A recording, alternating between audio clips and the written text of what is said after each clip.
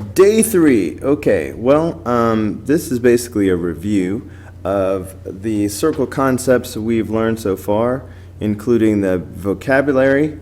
So let's just get to it. Let's see. Point D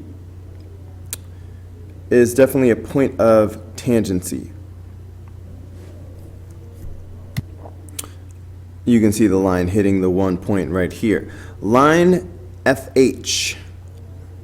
Okay, that is a common tangent, but it is going between the two circles, so that is a common internal tangent. Segment CD is a radius. Segment AB is a chord.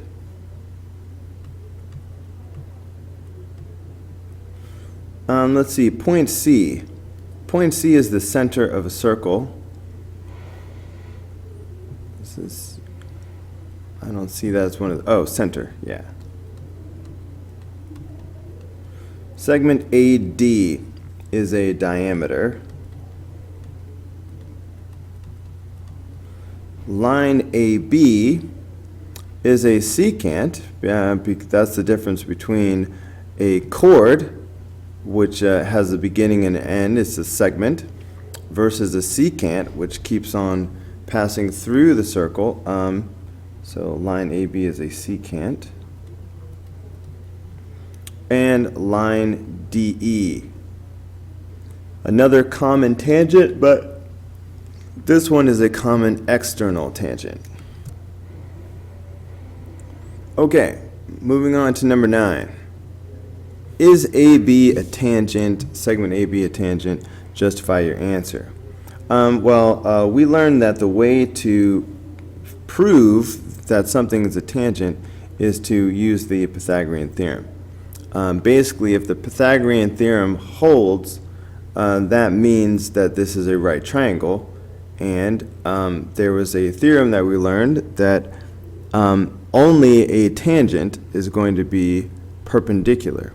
So if it's a right triangle, that means there's a 90-degree angle, it's perpendicular, so it has to be a tangent in that case. But anyway, the first step is to do the Pythagorean theorem. So let's see, so we're going to check to see, does 3 squared plus 6 squared equal 7 squared? Okay, does 9 plus 36 equal 49? And of course, no, this is going to be 45, which does not equal 49. So right there we know the answer is no, it's not a tangent. Now as far as our explanation of why, I've encouraged you to give me a 4-line statement, something like this. Since 3 squared plus 6 squared does not equal 7 squared, triangle ABC is not a right triangle. And then we can go on to say, so segment BC is not perpendicular to segment AB. So segment AB is not a tangent.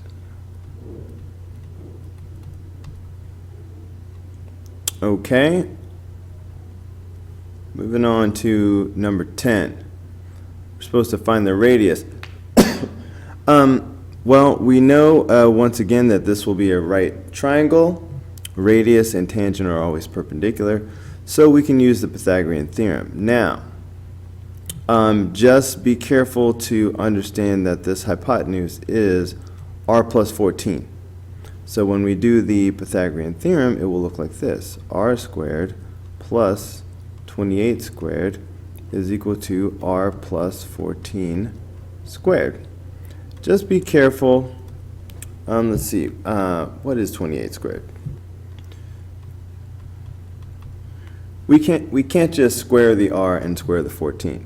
Instead, we have to do this. R plus 14 squared is r plus 14 times r plus 14. So the way you multiply these is you have to do some double distributive property. So we're going to have to take this r and multiply it by both of these things like this. So if I do that, r times r, that's r squared. R times 14, that's 14r.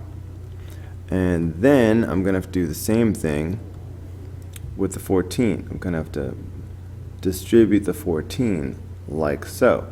14 times r is 14r. 14 times 14 is 196.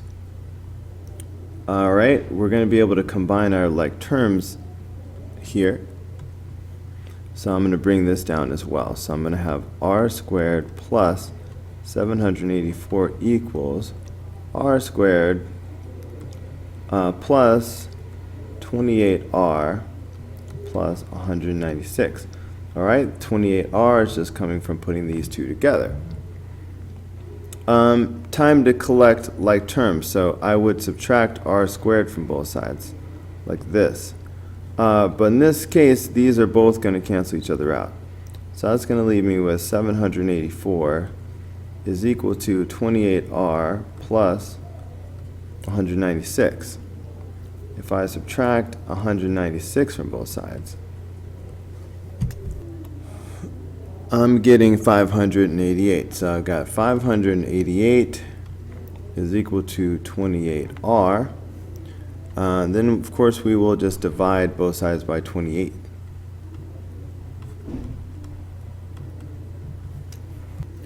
And we get r equals 21. Okay. So, number 11. We're just supposed to find x. Now, common tangents like this that are both coming from the same point will always be congruent. So that lets us know that 10x squared minus 12 is going to equal 7x. So we just have to solve this. As soon as I see I've got x squared and x over here, I know that I'm going to have to use the quadratic formula. There's no way to just get x by itself. So instead, let's get everything on one side by subtracting 7x from both sides. So then I'll have 10x squared minus 7x minus 12 equals 0. Now, we're just going to use the quadratic formula. And the quadratic formula looks like this, of course. So we just need our a, b, and c. But in this case, then, a is 10, b is negative 7, and c is negative 12. So when I put my a, b, and c into the quadratic formula, it looks like this.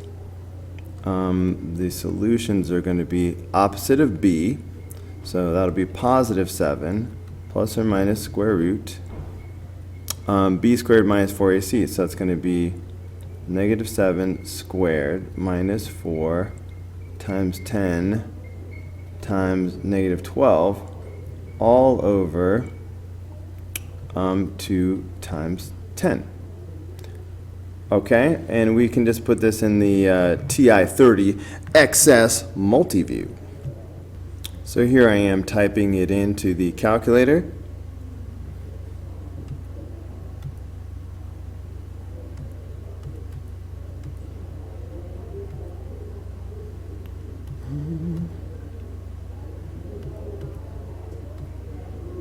Okay, so you can just type the entire expression right into your TI-30 XS multiview. And that gives us 3 over 2 as one of our answers.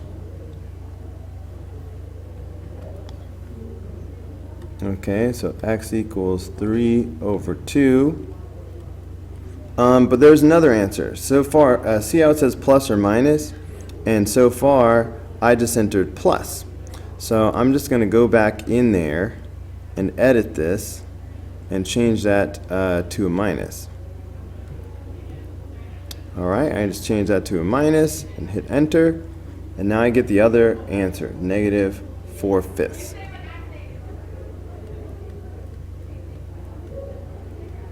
Okay, and that is how you do number 11.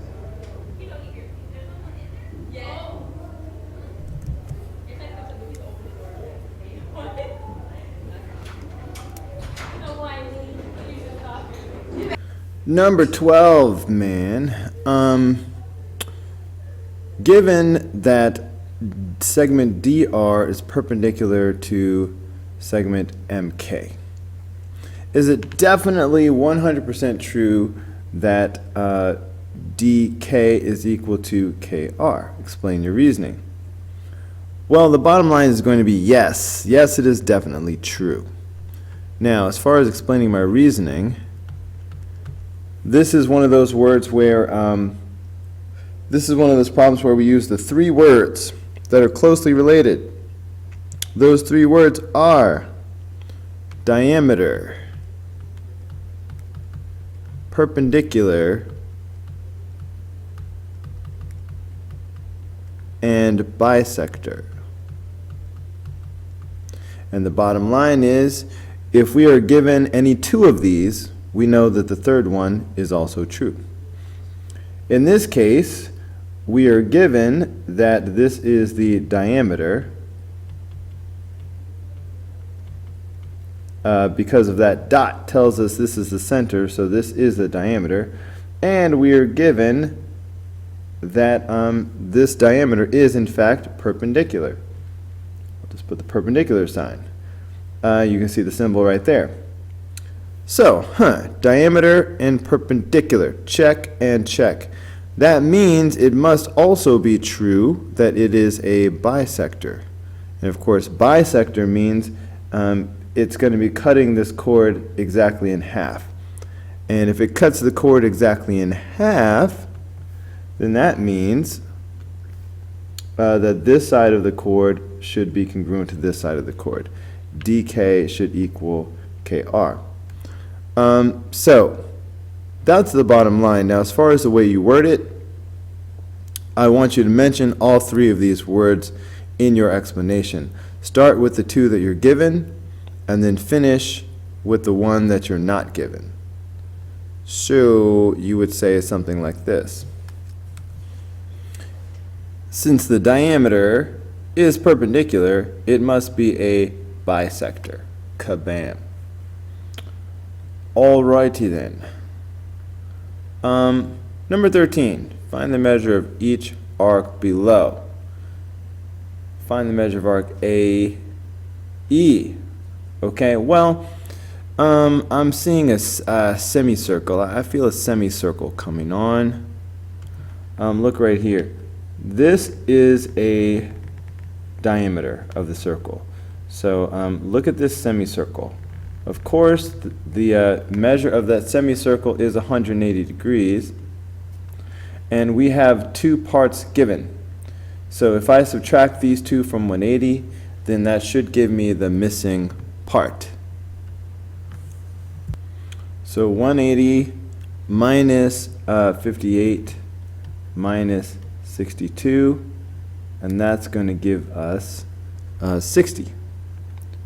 All right, so that angle right there is 60 degrees. So fine and dandy, but we're supposed to find the measure of arc AE. Okay, but now that we've got that 60, the measure of arc AE is this. Here's arc AE. All right, so that should just be the 60 plus the 62. So that's going to be 122. All right, just adding up these two. So that's 122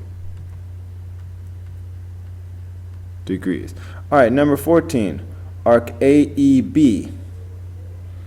AEB. Well, let's see here. AEB goes from A through E, and it continues around to B. So guess what? That's a semicircle. So that is 180 degrees. Okay, how about arc FDE? Okay, arc FDE. Well, it's the same thing. Same thing, man. F through D and around to E. Once again, that is a semicircle. That is 180 degrees. Okay, how about arc DFB? Okay, DFB. So I have to start at D, pass through F, and keep going around to B. Okay, well, let's do a little addition. Look at this part. Okay, from here to here, from A to B, that's a semicircle. You know what I mean? This part over here is a semicircle. So the whole thing from D all the way around is 180 degrees plus 60. Okay, so that's 180 plus an extra 60 for this piece over here.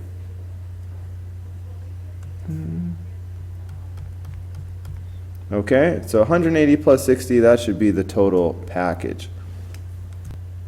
So that is 240 degrees. Okay, arc FA.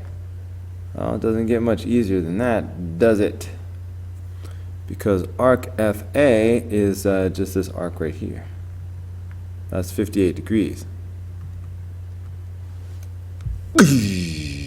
Alright, well, BE is over here, and that is clearly 58. Yeah, because of vertical angles. Okay, this is 58 because that's 58. And vertical angles are equal, so BE is 58. Yeah, notice I've been sort of glossing over this, but these are all central angles. So the angle and the arc are the same. So notice I'm not doubling anything. I'm not taking half of anything. If the angle is 60, the arc is 60. If the angle is 62, the arc is 62. Because they are central angles. So 58. Oh, yeah, so that was BE. Good times. 58 degrees. Now, how about arc BDA? Another easy one. Love it. Okay, for some reason I like to do these in orange all the time. BDA has to go from B through D and all the way around to A. And I think you can see, based on the diameter, this is 180 degrees. Semicircle. All right, it's our third semicircle in this set. And then finally, FB.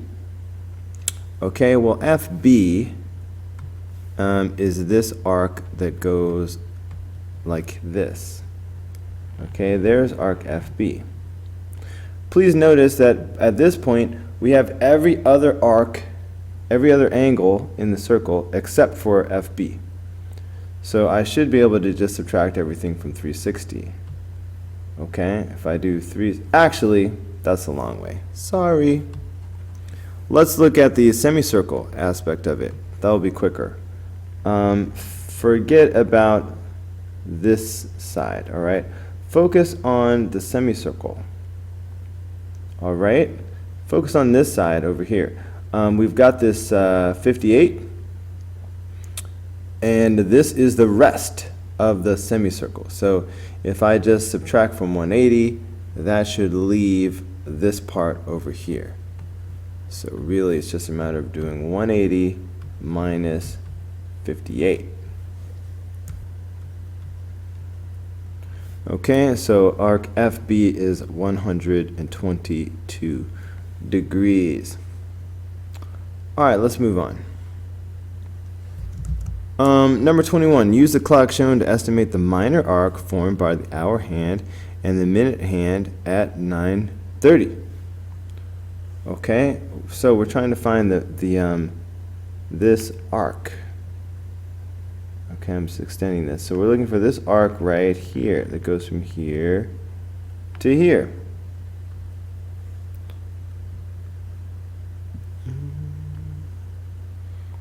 Okay, well, how many degrees are in a circle? That's right, 360 degrees are in a circle. How many pieces is this clock divided into? Well, I mean, we could count every minute, but if we look at the hours, okay, if we look at each hour as, you know, an arc of this circle,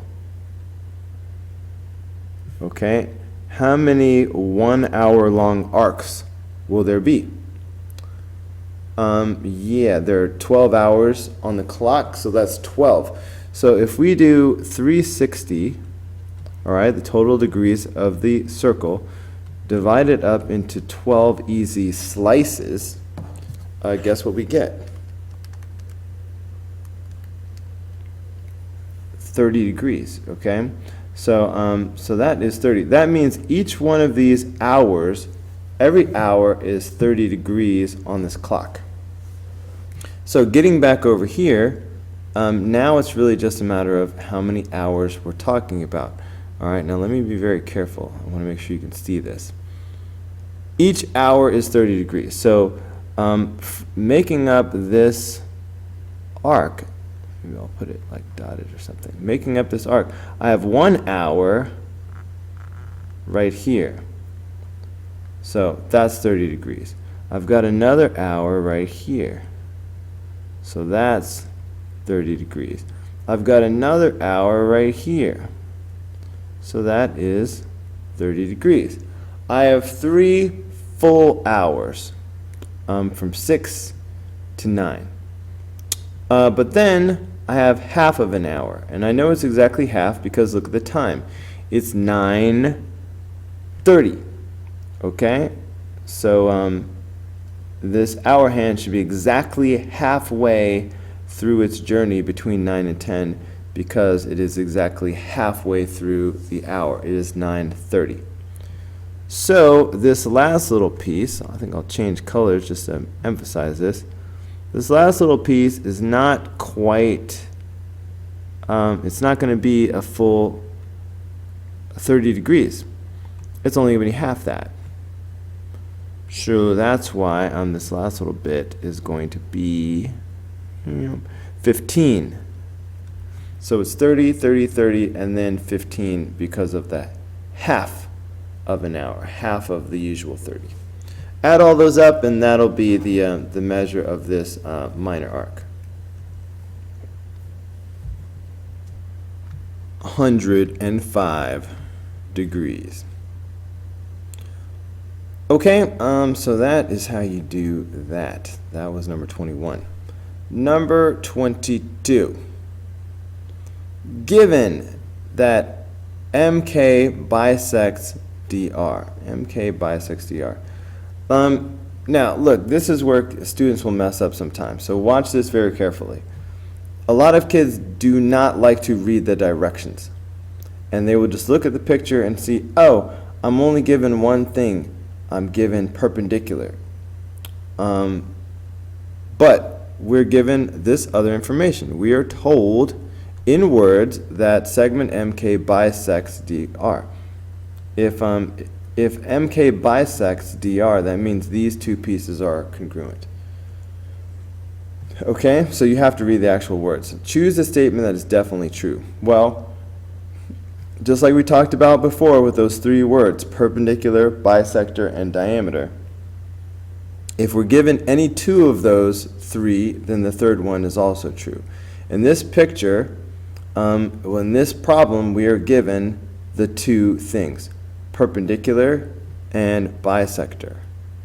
Okay, there's perpendicular right there. There's bisector mentioned right there in words. So we're given perpendicular. Well, I guess I could use the symbol. We are given perpendicular and bisector. All right, so that means this perpendicular bisector must be the diameter. Okay, so that's why the answer is going to be B. MK is definitely a diameter. All right, that's how you do number 22. Look at number 23. Given circle M with radius 13 and MK is 12. let's see, radius 13, and MK is 12. Find the length of DR. Well, I'm seeing this little triangle here, and to me it looks like we're all set to do some Pythagorean theorem up in here. So looking at this triangle that I'm just coloring in yellow, go ahead and do the Pythagorean theorem, and then once we find x, of course we'll have to double it because we're supposed to find dr. That's this whole chord. X is only going to be half. So we're going to find x and then double it. So let's do that. Pythagorean theorem, we will do x squared plus 12 squared is equal to 13 squared. Subtracting 12 squared from both sides, that's going to give me x squared is equal to 13 squared minus 12 squared. And then I need to take the square root of both sides. Alright, that's going to give me 5. So x is equal to 5. So please remember that 5 is not the answer. We were supposed to find dr, and so far we've just found kr is 5. So that means the whole dr, of course, will be 10. Okay, so dr, the length of dr is 10. In fact, I'll get rid of that. dr is 10. dr without the segment symbol over that means the length of segment dr. Okay, so the actual answer is 10. Okay, number 24. Wow, I'm all into this other problem. Alright, arc DRK is 280 degrees. Find the measure of angle K. Okay, let's start with that. Arc DRK is 280 degrees. Okay, so looking at this picture, DRK. Alright, arc DRK is going to go the long way around the circle like this. From D, passing through R, and all the way around to K. Okay, so that is, I forgot it already, 280 degrees. So that whole green situation is 280 degrees. Well, look, people. I mean, there's a lot of ways I can do this, but the whole circle is 360. This is everything except for arc KD. So I think I'll just subtract from 360. So if I do 360 minus this 280, I can see what's left over. Yeah, what's left over is 80 degrees. So that tells me that arc KD here is 80 degrees. Okay. Well, if that's 80 degrees, I can go on into the inscribed angle there, and that should be 40 degrees. Okay, because angle R should be half of this arc. So that is 40 degrees. But then in turn, that tells me that angle K is also 40 degrees. Now the reason why I know that angle K is 40 degrees is because of isosceles triangles. Okay, if you look carefully at this triangle that I am going to highlight for you in orange, okay, this orange triangle is in fact an isosceles triangle. Okay, it's isosceles. How do I know it's isosceles? Because this is a circle, and MK and MR are both radii. Every radius in the circle is going to be congruent. MD, MK, MR, all of those are the same. They're both radii of the same circle. Anyway, that makes this an isosceles triangle. And these K and R are base angles of the isosceles triangle. Because of the symmetry of it, you know, I could split this isosceles triangle right down the middle. These two angles will always be equal. Alright, so this was 80, took half, that's 40.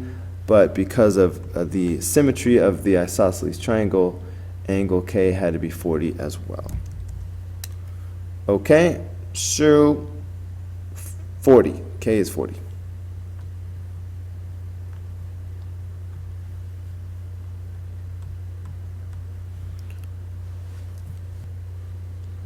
All right, and that is actually the last problem of this lesson. All right, I hope you enjoyed this lesson. Well, okay, maybe you didn't enjoy it because you were doing homework or whatever. But, you know, I hope it was helpful to you. If there was a problem that you were stuck on, if you did find this useful in any way, please go ahead and give me that thumbs up. Give me that like. It makes me feel appreciated, and I'll appreciate you right back. All right, in the meantime, I will see you on the next video. Bye now.